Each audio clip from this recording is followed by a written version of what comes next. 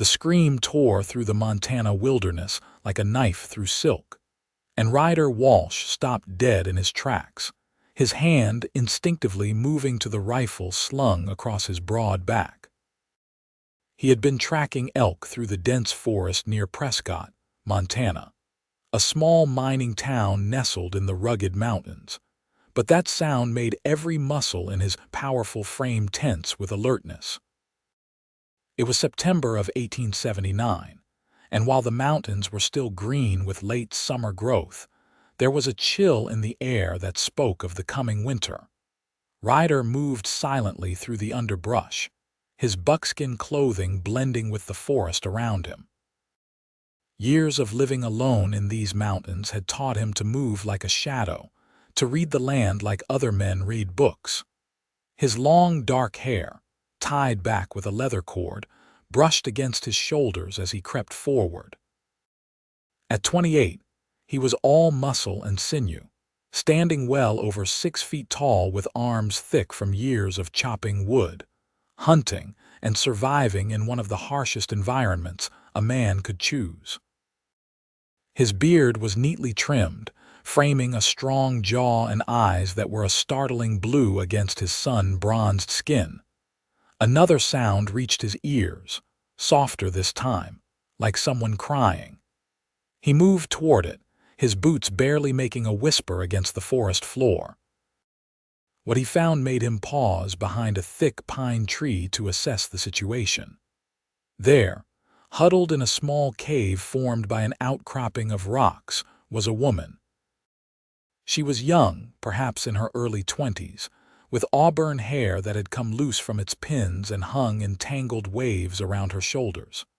Her dress, once fine, was torn and dirty, and she was shaking, whether from cold or fear. Ryder could not tell. He watched for a moment, scanning the area for any sign of who or what had caused her distress. The forest was quiet except for the normal sounds of birds and wind through the pines. Slowly, he stepped out from behind the tree, making just enough noise that she would hear him coming rather than be startled by his sudden appearance. Her head snapped up, and he found himself looking into the most striking green eyes he had ever seen. They were wide with terror, and she scrambled backward into the cave, pressing herself against the rock wall. "Easy now," he said, his voice low and calm, the way he would speak to a frightened animal. "I am not going to hurt you. Stay back," she warned, though her voice trembled. She grabbed a rock from the ground, holding it up as if it could defend her against a man his size. Ryder stopped moving and held up his hands, showing he meant no harm. "My name is Ryder Walsh. I have a cabin about 3 miles from here. I heard you scream. Are you hurt? Is someone chasing you?" She stared at him for a long moment, and he could see her trying to decide whether to trust him. Her breathing was ragged, and now that he was closer, he could see that her hands were scratched and bleeding, her dress torn in several places as if she had been running through brambles. She started, then stopped. Tears began to stream down her face, leaving clean tracks through the dirt on her cheeks. "I need to hide. Please, if you are any kind of decent man, you have not seen me." Ryder lowered his hands slowly. "Who are you hiding from?" "Men from town. Creditors. They want to take me to jail or worse." Her voice broke on the last word. He took a careful step forward. "What is your name?" "Rebecca. Rebecca Foster." She lowered the rock slightly, though she still watched him with wary eyes. "Miss Foster, when was the last time you ate?" The question seemed to surprise her. She blinked, then looked away.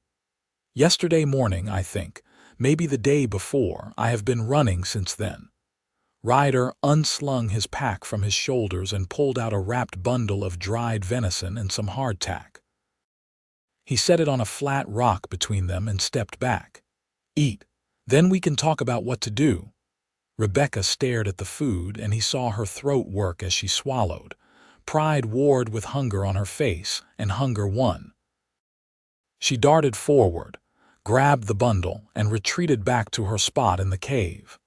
She ate like someone who had not seen food in days, tearing into the dried meat with an urgency that made his chest tighten with an unexpected protectiveness. While she ate, he studied her more carefully. Despite the dirt and the torn clothing, he could see she was beautiful. Not in the painted way of the saloon girls in town, but with a natural grace and refinement that spoke of good breeding. Her hands, though scratched now, were delicate, the hands of someone who had not done hard labor. What was a woman like this doing running through the wilderness outside Prescott? When she had finished eating, she looked up at him with those remarkable green eyes. "Thank you," she said quietly. "You did not have to do that." "No one should go hungry," he replied. "Now tell me what happened. Why are creditors chasing you through the forest?" Rebecca pulled her knees up to her chest, wrapping her arms around them. She looked young and vulnerable, and something in Ryder's chest shifted. "My father died 3 months ago. He owned a mercantile in town. I thought everything was fine, that he had left me enough to live on. But it turns out he had debts.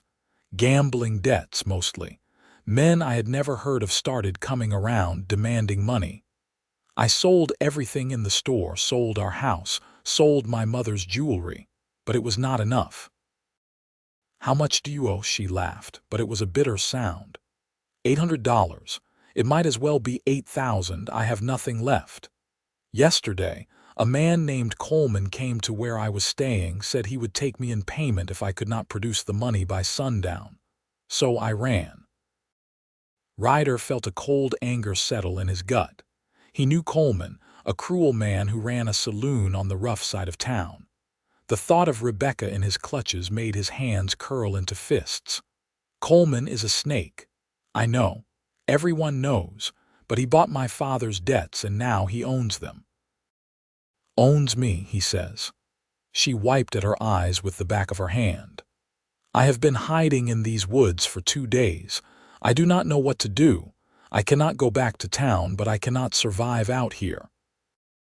The mountain man looked at this young woman, so desperate and afraid, and made a decision that would change both their lives. "I will help you." Rebecca's head jerked up. "What?" "I said I will help you. $800, I have it. I will pay your debts." She stared at him as if he had spoken in a foreign language. You do not even know me. Why would you do that?" It was a good question, and Ryder was not entirely sure of the answer himself. He had lived alone in these mountains for 5 years, coming into town only when he needed supplies. He sold furs, and sometimes hired out as a guide for wealthy men who wanted to hunt elk or bear. He had saved his money, having little use for it in his solitary life. But looking at Rebecca, seeing her fear and desperation, he knew he could not walk away. "Because it is the right thing to do," he said simply. "No woman should be forced into servitude because of debts she did not create." "I cannot pay you back," she said, her voice small. "I am not asking you to." They looked at each other across the small space, and Ryder saw something shift in her expression. The fear was still there, but now there was also hope, fragile and tentative. "I do not understand," she whispered. "Men do not do things like this without expecting something in return." He could see the fear behind that statement, the understanding of what men like Coleman would demand. It made his anger burn hotter. "I expect nothing except that you will be safe and free. That is all." Tears began to fall again, but these were different from before. "I do not know what to say." "Say you will come back to my cabin, get cleaned up and rested. Tomorrow, we will go into town together and settle this." Rebecca hesitated, and he could see her weighing her options. Trust a stranger who had shown her only kindness so far, or continue running through the wilderness with no food, no shelter, and winter coming on. Finally, she nodded. "All right, thank you, Mr. Walsh." "Ryder," he corrected. "Just Ryder." The walk back to his cabin took about an hour, and Ryder kept the pace slow so Rebecca could keep up. She stumbled several times, exhausted from her ordeal, and each time his hand shot out to steady her. The third time she nearly fell, he stopped and looked down at her. "This is not working," he said. Before she could respond, he swept her up into his arms as easily as if she weighed nothing. "Put me down," she protested, but there was no real strength behind it. "You can barely walk. We will get there faster this way." And indeed, with his long stride and powerful build, carrying her was no hardship. She was light in his arms, and after a moment, she stopped protesting and let her head rest against his shoulder. His cabin came into view as they crested a small rise. It was larger than most mountain dwellings, built from sturdy logs he had cut and notched himself. Smoke rose from the stone chimney, and there was a small barn off to one side where he kept his 2 horses. A creek ran nearby, the sound of it a constant companion. He pushed open the door with his shoulder and carried her inside, setting her gently on the chair near the fireplace. The interior of the cabin was simple but well made. There was a large bed in one corner, a table with 2 chairs, shelves lined with supplies, and a cooking area. Animal furs covered the floor and the bed, and various tools and traps hung on the walls. "I will heat some water so you can wash," he said, moving to the fireplace. "There is a screen you can change behind. I have some old shirts that will be too big but clean." Rebecca looked around the cabin and he wondered what she was thinking. This rough dwelling must be so different from what she was used to. "You live here alone, for 5 years now." He hung a pot of water over the fire to heat. "You not get lonely?" The question was innocent, but it hit something deep inside him. "Sometimes," he admitted, "but I prefer the company of mountains to most men." She was quiet for a moment. "What made you come out here?" He glanced at her, then back to the fire. "That is a long story for another time. Right now, you need to rest and recover." He pulled out a shirt and a pair of his smaller trousers from a trunk. "These will have to do until we can get you proper clothes." While the water heated, he went outside to give her privacy. He stood on his porch, looking out at the mountains he loved, and wondered what he had just gotten himself into. $800 was a significant sum, nearly 2 years' worth of his careful savings. But when he thought about Rebecca's frightened eyes, about what would happen to her if Coleman got his hands on her, he knew he would do it again.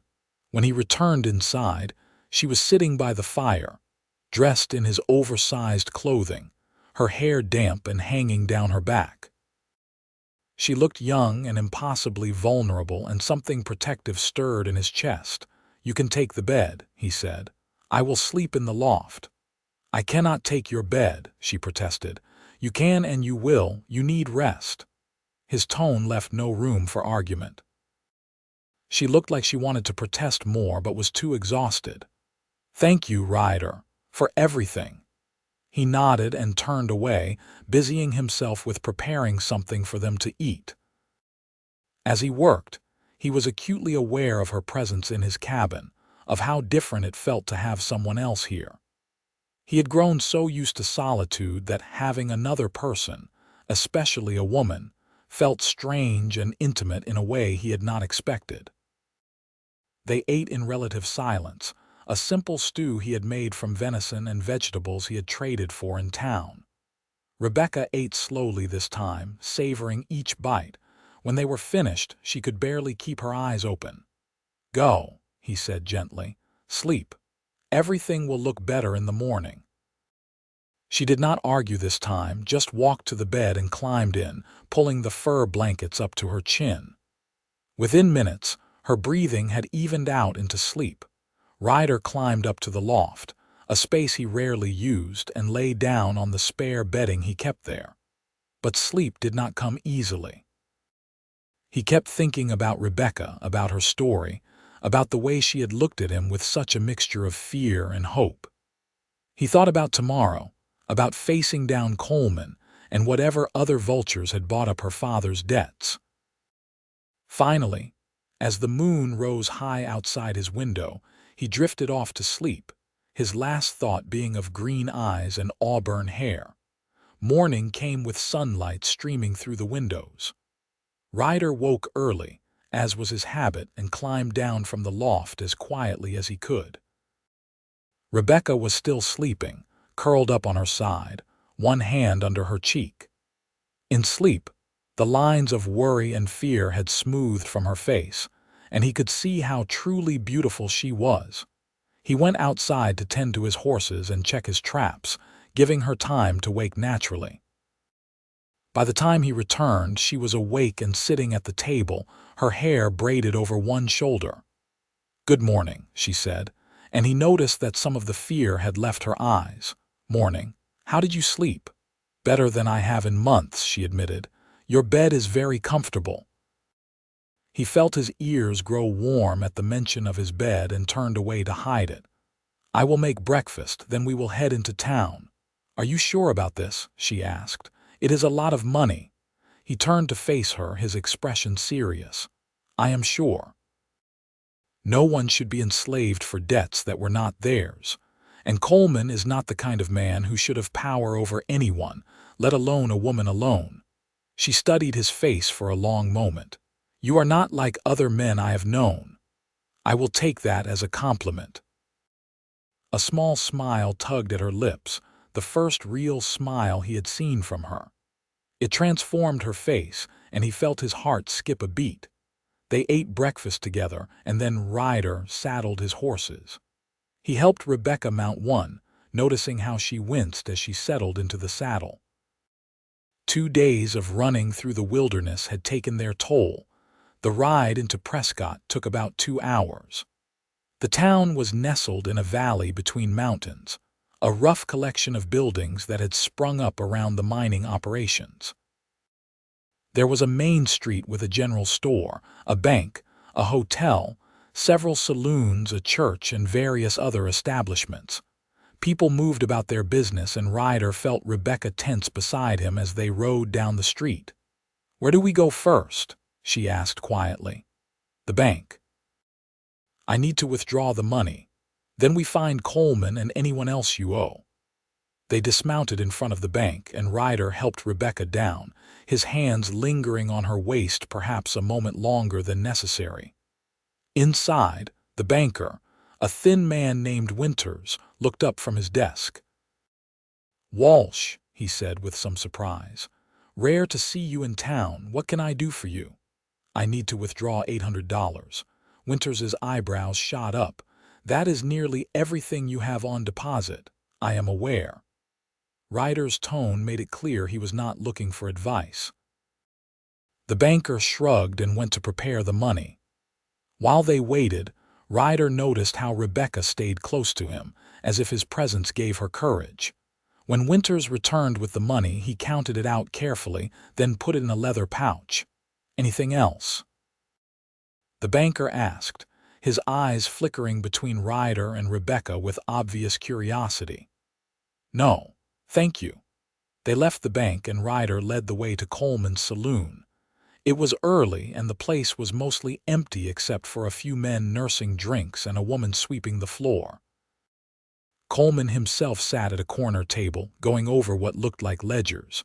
He was a heavy-set man with a ruddy face and small, mean eyes. When he saw Rebecca, those eyes lit up with cruel satisfaction. "Well, well, little Rebecca Foster. I heard you ran off into the mountains. Did not expect you to come back." His gaze shifted to Ryder, and his expression changed to wariness. Everyone in Prescott knew of Ryder Walsh, the mountain man who could track anything and was not a man to cross. "Walsh, what brings you here?" Ryder stepped forward, and even though Coleman was seated, he seemed to shrink under the mountain man's gaze. "I am here to settle Miss Foster's debts." Coleman's eyes widened with greed. "Is that so? How much does she owe you?" The saloon owner pulled out a piece of paper and made a show of studying it. "Let us see. Principal amount of $300, plus interest, plus the cost of my time tracking her down. I would say $500 even." The interest alone on $300 for 3 months would not be anywhere near 200, Rebecca said, her voice shaking but defiant. Coleman's face darkened. "You calling me a liar, girl? I am calling you a cheat," she shot back. Ryder put a hand on her shoulder, a gentle warning. 300 is what you loaned her father. 300 is what you will get. He pulled out the pouch and counted out the bills, placing them on the table. "Count it, then give me a receipt stating her debt is paid in full." Coleman looked like he wanted to argue, but one look at Ryder's face made him think better of it. The mountain man was a head taller than him and probably outweighed him by 50 pounds, none of it fat. Coleman counted the money, then scrawled out a receipt and shoved it across the table. Ryder picked it up, read it carefully, then folded it and put it in his pocket. "If I hear you have been bothering Miss Foster again, we will have a different kind of conversation." "Understood." Coleman's face was red with suppressed anger, but he nodded. They left the saloon and Rebecca was shaking. "Who else?" Ryder asked gently. "There is a man named Peterson. He runs the feed store, $200, and Mrs. Chen, who owns the boarding house where I was staying, $100. And then there is the general store where my father's main debts were, Mr. Hackett. He says I owe 400. They went to each place in turn.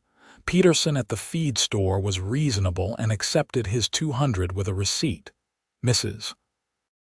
Chen, a kind Chinese woman, actually tried to refuse the money, saying Rebecca's father had been good to her when others were not, but Ryder insisted.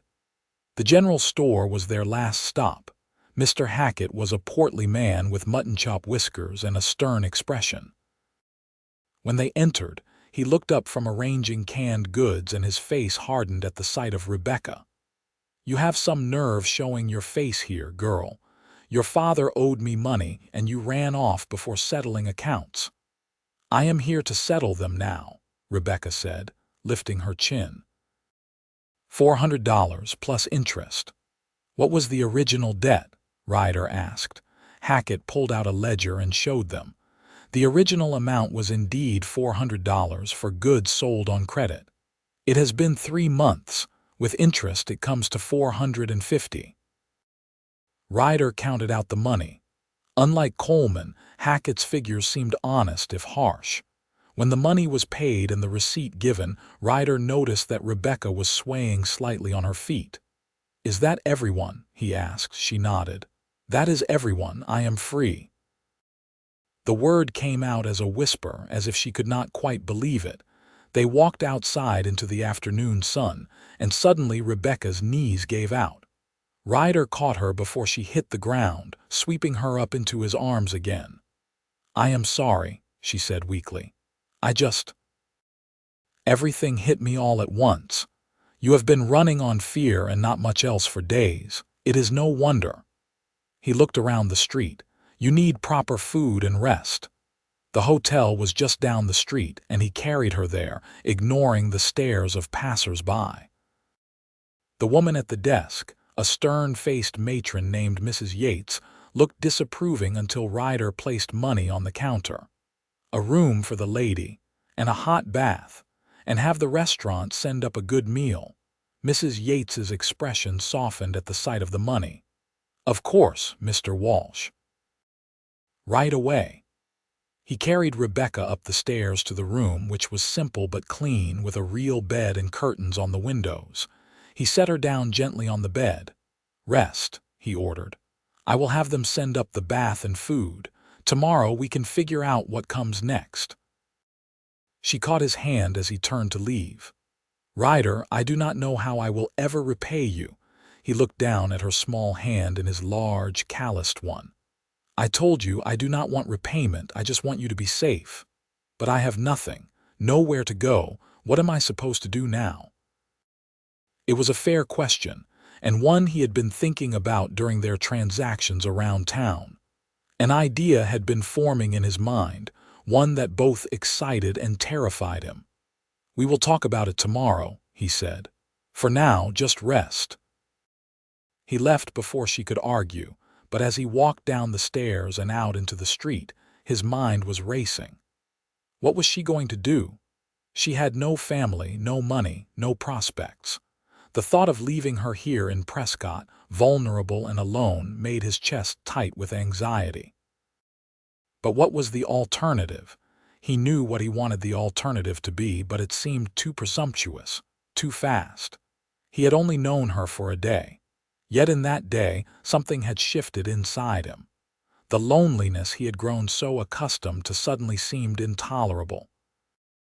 The thought of going back to his empty cabin, of years stretching ahead with no one to talk to, no one to share his life with, felt suffocating. He went to the general store and bought a dress, a simple calico in blue that he hoped would fit Rebecca, along with proper undergarments and a warm shawl. Mrs. Hackett, the store owner's wife, helped him pick them out, her eyes full of curiosity but her manner discreet. Then he returned to the hotel and asked Mrs. Yates to have the items sent up to Rebecca's room. He spent the evening in the hotel restaurant, nursing a whiskey and thinking. Around him, the normal life of the town went on. Miners coming in from their claims, cowboys from nearby ranches, families living their ordinary lives. He had removed himself from all of this years ago, preferring the solitude of the mountains. But now, for the first time in a long time, he wondered if he had been wrong. That night, he slept in a room down the hall from Rebecca's, and his dreams were full of green eyes and auburn hair. The next morning, he woke early and went to check on her. He knocked softly on her door, and when she opened it, he was struck again by her beauty. She was wearing the blue dress he had bought, and it fit her perfectly, bringing out the color of her eyes. "Good morning," she said, and there was color in her cheeks and strength in her voice that had not been there before. "Did you buy this dress? I figured you needed proper clothes. Ryder, you have already done so much. It is just a dress." He cleared his throat, suddenly nervous. "I thought we could have breakfast and then. We need to talk about your future." They went down to the restaurant and ordered eggs and bacon and strong coffee. For a while they ate in silence, but it was a comfortable silence. Finally, Ryder set down his fork and looked at her. "You need a place to stay," he said bluntly. "You have no money, no family. What are your plans?" Rebecca's face clouded. "I have been thinking about that. I suppose I could try to find work here in town, maybe at the hotel or one of the restaurants. But honestly, I do not think I can stay in Prescott.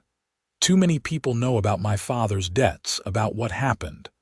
They will always look at me as the charity case, the girl who ran from Coleman."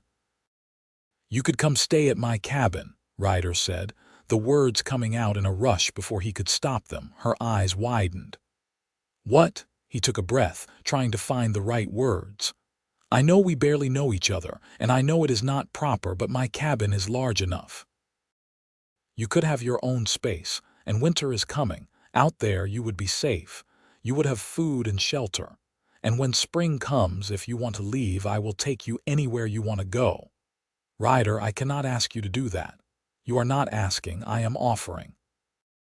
He leaned forward, his blue eyes intense. "Rebecca, I have lived alone for 5 years.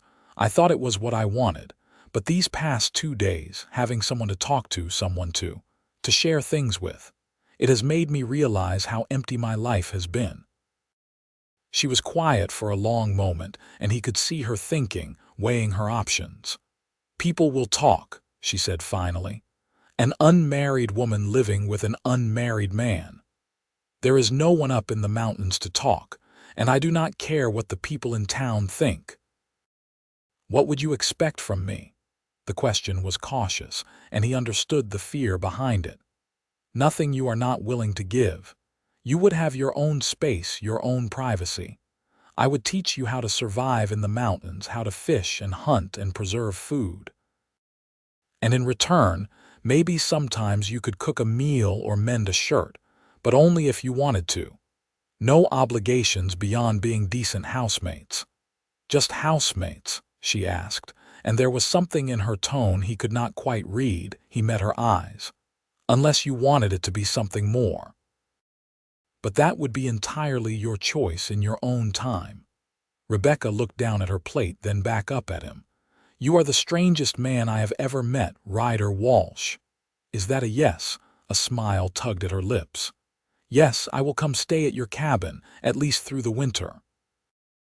Relief flooded through him along with something else, something warm and hopeful that he had not felt in years. "Good.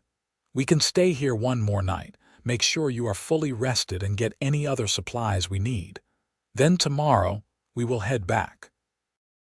They spent the day in town, and Ryder made sure Rebecca had everything she would need.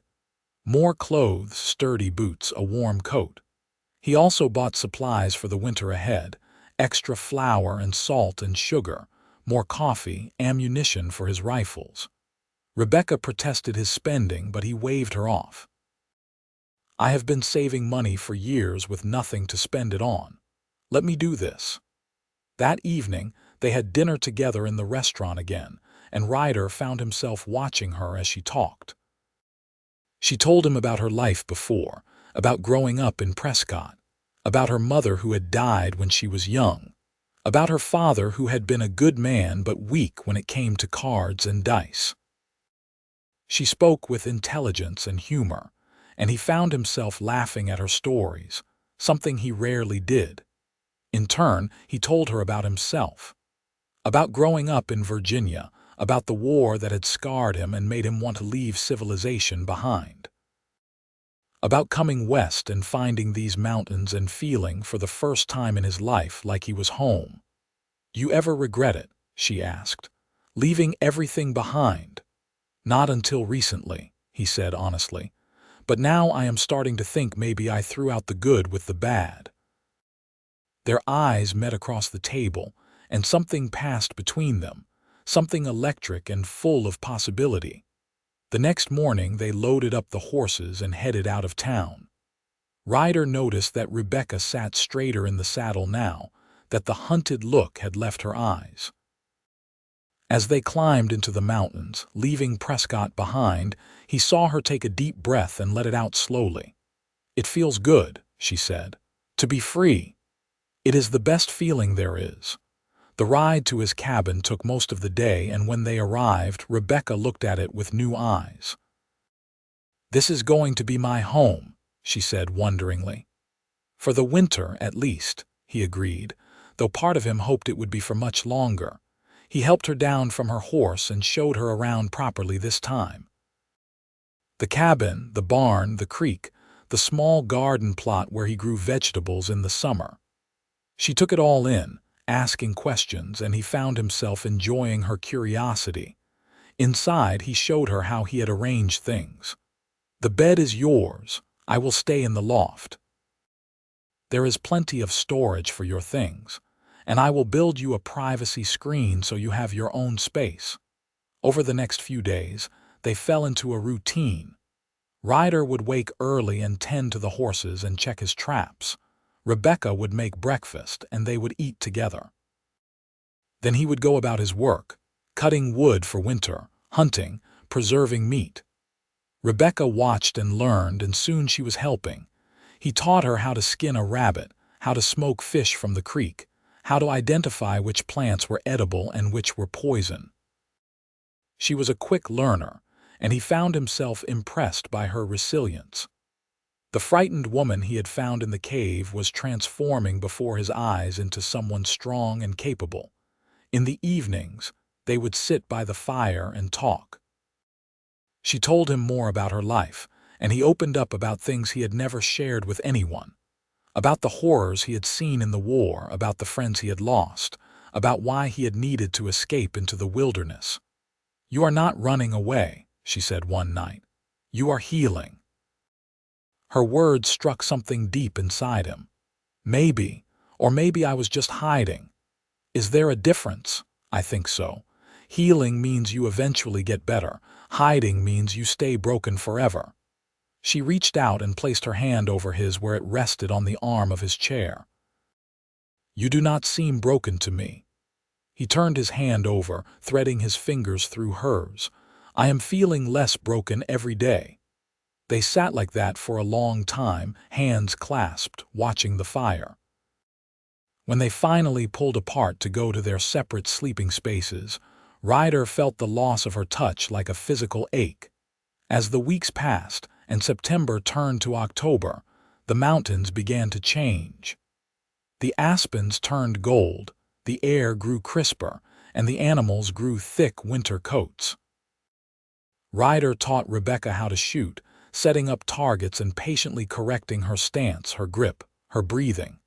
She was not a natural, but she was determined, and eventually she could hit what she was aiming at more often than not. Why do I need to learn this? She asked one day after missing a target for the 10th time. Because if something happens to me, you need to be able to take care of yourself. I will not always be here to protect you. The thought of him not being there made her stomach clench with an emotion she was not quite ready to name. Nothing is going to happen to you, probably not, but it is better to be prepared. One afternoon in late October, a early snow began to fall, light flakes drifting down from a gray sky. They were outside, and Rebecca tilted her face up to catch them, laughing with delight. "It is beautiful," she said. Ryder watched her, the snow catching in her hair like diamonds, her face alight with joy, and realized with absolute certainty that he was in love with her. The realization should have scared him, but instead it felt right, as natural as breathing. That night, as they sat by the fire, he found himself watching her more than usual. She was mending one of his shirts, her face concentrated on her work, and he thought he had never seen anything more beautiful. "Rebecca," he said suddenly. She looked up. "Yes." He had not planned what to say, and now the words stuck in his throat. I am glad you are here." She smiled, that smile that made his heart race. "I am glad I am here too." It was not what he had wanted to say, but it was a start. November brought heavier snows, and they were increasingly confined to the cabin. But rather than feeling trapped, Ryder found he cherished these days. They would cook together, the small space requiring them to move around each other in a dance that became more natural every day. Sometimes their hands would brush, or he would reach past her for something and she would have to press back against him to give him room, and each touch was like a spark. One night, a blizzard howled outside, rattling the shutters and piling snow against the walls. They sat close to the fire, wrapped in blankets. Rebecca shivered, and without thinking, Ryder opened his blanket and pulled her against his side. She stiffened for just a moment, then relaxed into him, her head resting on his shoulder. They sat like that for hours, not talking, just being together, and it felt like the most natural thing in the world. "Ryder," she said softly. "Yes, thank you, for everything. For saving me, for bringing me here, for being so patient with me. You do not need to thank me." She pulled back slightly so she could look at his face.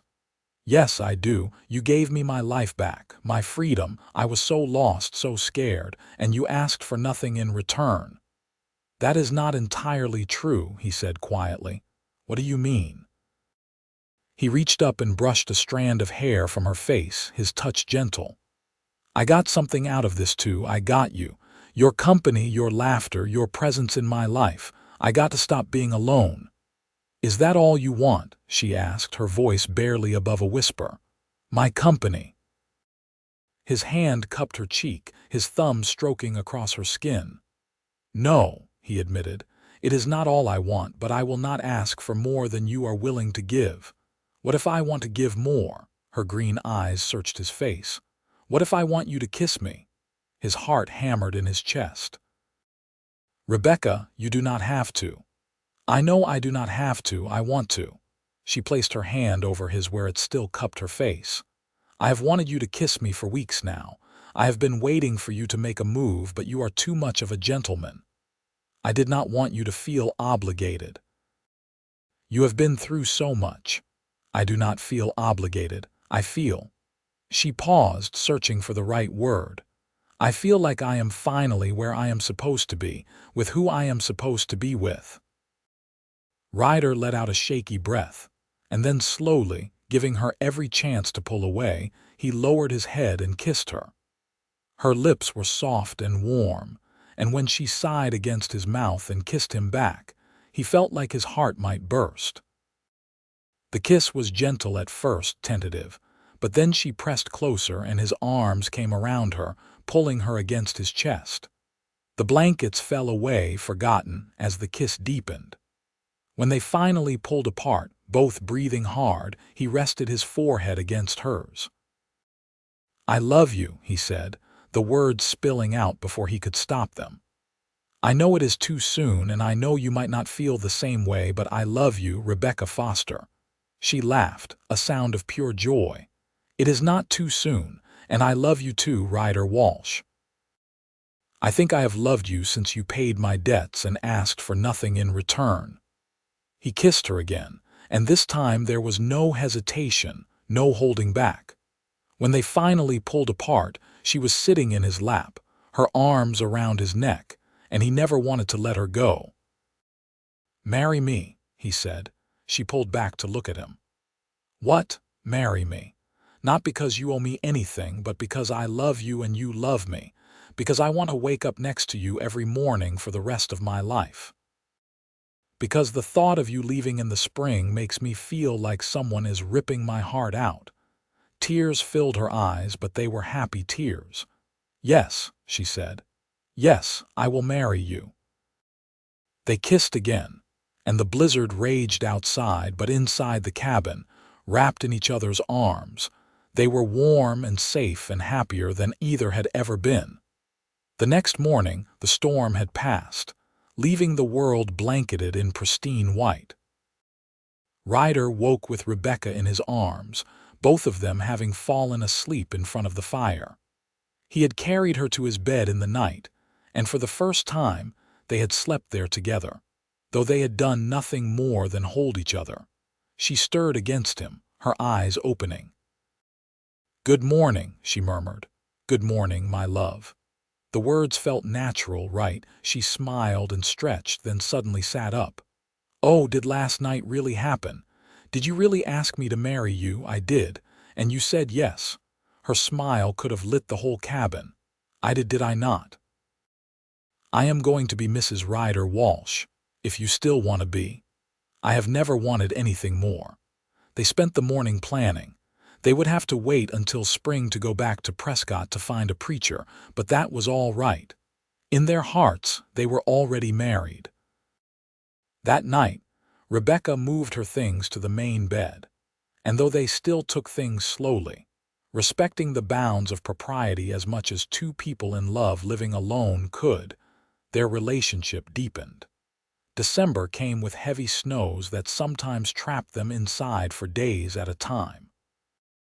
But those days were precious, filled with long conversations, with laughter, with learning each other's bodies and hearts. Ryder taught Rebecca to play chess with a set his father had given him years ago.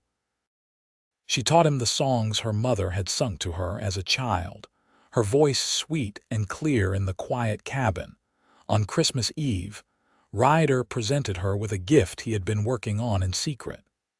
It was a wooden box, beautifully carved with images of mountains and pine trees. Inside was a necklace he had made from a piece of jade he had found in the creek, polished smooth and hung on a leather cord. "It is beautiful," she breathed, tears in her eyes. "Not as beautiful as you." He fastened it around her neck and kissed her shoulder. Her gift to him was a new shirt she had sewn from fabric she had carefully cut from one of her own dresses, sacrificing the garment to make him something. "I wanted to give you something, but I have nothing of value." "This is perfect," he said, pulling her into his arms. "You are perfect." January brought the deepest cold, and they spent their days maintaining the cabin, feeding the animals, and keeping warm. Ryder showed Rebecca his maps of the surrounding area, teaching her the names of the peaks and valleys, telling her stories of his explorations. She listened with rapt attention, and he loved how interested she was in his world. One night as they lay in bed together, she said, "Tell me about your family, your life before the war." He was quiet for a moment. "My father was a farmer in Virginia. Good man, hard worker. My mother died when I was 12. I have two brothers, both younger. I have not seen them since the war ended. You miss them, sometimes, but I do not know if I could go back. Too many ghosts." She snuggled closer to him. "Maybe someday we could visit. I would like to meet them." The thought of introducing Rebecca to his family, of having that connection again, made something warm bloom in his chest. Maybe someday. February brought a false spring, a week of warm weather that melted some of the snow and had the birds singing. Ryder and Rebecca ventured outside more, taking long walks through the forest. He showed her his favorite spots, the places where he had found peace during his darkest days. One afternoon, they came to a high meadow with a view of the entire valley spread out below them. The sun was setting, painting the sky in shades of pink and gold. "This is where I come when I need to think," he told her, "when I need to remember how beautiful the world can be." She turned to him, her face serious. "Thank you for sharing it with me. Thank you for sharing your whole world with me." He pulled her close, kissing her deeply. "My world is wherever you are." As they walked back to the cabin hand in hand, Rebecca said, "I have been thinking about the future, about what happens after we get married." "What about it?" "Well, we cannot live up here forever, can we? What if we have children someday? They will need to go to school to be around other people." Ryder had been thinking about this too. "I do not want to go back to town life, not permanently, but maybe we could find a compromise. Maybe build a house somewhere between here and Prescott, close enough to town that you could have neighbors and our children could have friends, but far enough out that we could have our peace and quiet. You have thought about this?" "I have thought about everything when it comes to you and our future together." She squeezed his hand. "I do not need neighbors or town life if it means giving up what we have here. I am happy, Ryder, happier than I have ever been. Wherever we are, as long as we are together, that is enough for me." March brought the real thaw, and with it, the first signs of spring. The creek swelled with snowmelt, wildflowers began to poke through the retreating snow, and the animals emerged from their winter dens. Ryder began to prepare for their trip to Prescott. "Are you sure you want to go back?" Rebecca asked one morning. "We could just stay here, just the two of us." "I want to marry you proper," he said firmly. "I want you to have a real wedding with a preacher and witnesses. I want everyone to know that you are my wife and I am your husband." She smiled and kissed him. "Then let us go to town and get married." They made the journey in early April, when the trails were passable but before the spring rains could make them treacherous again. As they rode into Prescott, Ryder noticed Rebecca sitting tall in her saddle, no fear in her eyes. She was not the same frightened woman he had found hiding in a cave 7 months ago. She was strong, confident, and his equal in every way. They went straight to the church, a small white building at the end of Main Street. The preacher, Reverend Thomas, was an older man with kind eyes. Ryder explained what they wanted, and the Reverend agreed to marry them the next day, giving them time to arrange for witnesses and for Rebecca to have a proper dress. Mrs. Yates at the hotel was delighted to help, producing a simple but beautiful white dress that had belonged to her daughter. Mrs. Chen insisted on doing Rebecca's hair, and by the time the wedding began the next afternoon, Rebecca looked like an angel. Ryder stood at the front of the church in his best clothes, his hair neatly tied back, his beard trimmed, and when Rebecca walked down the aisle toward him, he felt his throat tighten with emotion. She was so beautiful, and she was choosing to be his. The ceremony was simple but heartfelt. When Reverend Thomas said, "You may kiss your bride," Ryder pulled Rebecca into his arms and kissed her deeply, not caring that they were in a church, not caring who was watching. She was his wife, and he was the happiest man alive. They spent their wedding night at the hotel, in a room that Mrs. Yates had decorated with wildflowers.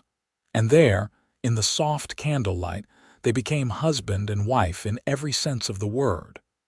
Ryder was gentle and patient, making sure Rebecca felt loved and cherished. When they finally fell asleep in each other's arms, both were filled with a deep contentment. The next morning they prepared to return to the mountains. But first, Ryder had one more thing to do. He went to the post office and sent a letter to his brothers in Virginia, telling them he was alive, that he was happy, and that he had married a wonderful woman. It was the first time he had reached out to them in 5 years, and it felt like another piece of his heart healing. As they rode out of Prescott, Rebecca looked back at the town one last time. "I am not running away this time," she said. "No," Ryder agreed. "You are riding toward your future." "Our future," she corrected with a smile. They returned to the cabin and settled into married life. The spring and summer were busy with planting the garden, fishing, hunting, and preparing for the next winter. But they were also full of joy and laughter and love. Rebecca bloomed in the mountain air, growing stronger and more confident every day. One afternoon in late August, Ryder was chopping wood when Rebecca came out of the cabin with a strange expression on her face. "What is wrong?" he asked immediately, setting down the axe. "Nothing is wrong." She took his hands and placed them on her still flat belly.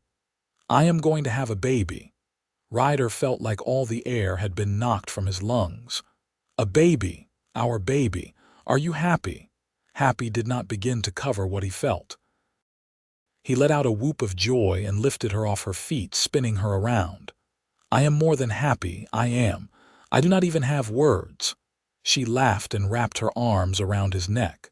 "We are going to be parents. We are going to be parents," he repeated, wonderstruck. The rest of the year was spent preparing for the baby. Ryder built a cradle from smooth pine, carving it with the same care he had used on Rebecca's jewelry box. Rebecca sewed tiny clothes and blankets. As her belly grew round with their child, Ryder found himself even more protective of her than before, barely letting her lift anything heavier than a plate. "I am pregnant, not made of glass," she would protest, but he could see she was touched by his concern. Their son was born in March of 1881, during a late spring snowstorm. Mrs. Chen had come to stay with them for the birth, having insisted that Rebecca needed another woman present. The labor was long and difficult, and Ryder paced outside the cabin like a caged animal, listening to Rebecca's cries and feeling helpless. But when Mrs. Chen finally opened the door and beckoned him in, and he saw Rebecca propped up in bed, exhausted but glowing, holding a tiny bundle, everything else faded away. "Meet your son," she said softly. Ryder approached almost reverently and looked down at the tiny face, the miniature fingers, the dark hair just like his. "He is perfect," he whispered. "He looks like you," Rebecca said with a tired smile. They named him Samuel after Ryder's father, and he was the light of their lives. Ryder discovered a capacity for love he had not known he possessed. Every milestone, every smile, every new sound the baby made filled him with wonder. As Samuel grew from baby to toddler, Rebecca and Ryder found their rhythm as parents. The cabin that had once been Ryder's solitary refuge was now filled with the sounds of a family. Laughter, crying, singing, talking. It was everything he had not known he needed. When Samuel was 2, they made another trip to Prescott. The town had grown some, and people greeted them warmly. Rebecca's past was forgotten, or at least forgiven. She was now Mrs. Walsh, wife of the respected mountain man, mother of a beautiful boy. That night, as they lay in bed at the hotel with Samuel sleeping in a trundle beside them, Rebecca said, I have been thinking about what you said once, about building a house between here and the mountains. I remember. Samuel is going to need friends as he gets older, maybe a school, and I would like to be close enough to town that I could have female friends, people to talk to. Ryder had been thinking the same thing. There is a piece of land about 10 miles from here at the base of the mountains. Good water, good soil. We could build a house there, still have our privacy but be close enough to town when we need it. Could we keep the cabin too, for when we want to get away, of course. The cabin will always be ours. And so they made their plans. Over the next year, Ryder began building their new house with the help of men from town. It was larger than the cabin, with multiple rooms and a proper kitchen. Rebecca planted a garden and began making friends with the other women who lived in the area. But they still spent summers at the cabin in the high mountains, teaching Samuel to fish and hunt and love the wilderness the way his father did. In the summer of 1883, Rebecca gave birth to their second child, a daughter they named Grace. She had her mother's auburn hair and green eyes, and Ryder fell completely under her spell. Now they had a son and a daughter, and their lives felt complete. One evening, when Samuel was 5 and Grace was 2, the family sat on the porch of their house watching the sun set over the mountains. Samuel was chattering about a frog he had found, and Grace was playing with a doll Ryder had carved for her. Rebecca leaned against Ryder's shoulder, his arm around her waist. "Are you happy?" she asked softly. He thought about the question, about the lonely man he had been when he found her hiding in that cave, about how she had brought light and love into his dark world, about the family they had built together, the life they had created. "More than I ever thought possible," he said honestly. "You saved me, Rebecca, just as much as I saved you." She turned to kiss him gently. "We saved each other." As the years passed, their love only deepened. They faced challenges together, harsh winters, difficult harvests, illnesses that scared them but that they nursed each other through. They had 2 more children, twin boys born in 1886, and their house was filled with noise and chaos and overwhelming love. Samuel grew into a strong young man who shared his father's love of the mountains. Grace had her mother's quick mind and kind heart. The twins, Matthew and Luke, were adventurous and full of mischief, keeping Rebecca and Ryder on their toes. On their 10th wedding anniversary, Ryder took Rebecca back to the cabin where they had fallen in love. They left the children with Mrs. Chen and spent a week alone, just the 2 of them, remembering. "You ever regret it?" he asked her one night as they lay in the bed where they had first confessed their love. "Staying with me, living this life." She propped herself up on her elbow and looked at him seriously. "Not for one single second. This life, our family, our love, it is everything I never knew I wanted. You gave me freedom, Ryder, not just from my debts, but from fear, from loneliness, from feeling like I did not belong anywhere. You gave me a home. You gave me yourself. How could I ever regret that?" He pulled her down for a deep kiss. "I love you more today than I did the day I married you. And I love you more than I did yesterday, and less than I will tomorrow." They made love under the stars visible through the cabin window, their passion as strong as it had been that first night, tempered now with a deep knowledge and comfort with each other. As they drifted off to sleep, Ryder thought about the path his life had taken. The war had broken him, and he had fled to the mountains to hide from the world. But then he had found Rebecca, or she had found him, and everything had changed. She had given him a reason to rejoin the world, to open his heart again, to build instead of just survive. And she had not just accepted his help and his love. She had matched it, becoming his true partner in every way.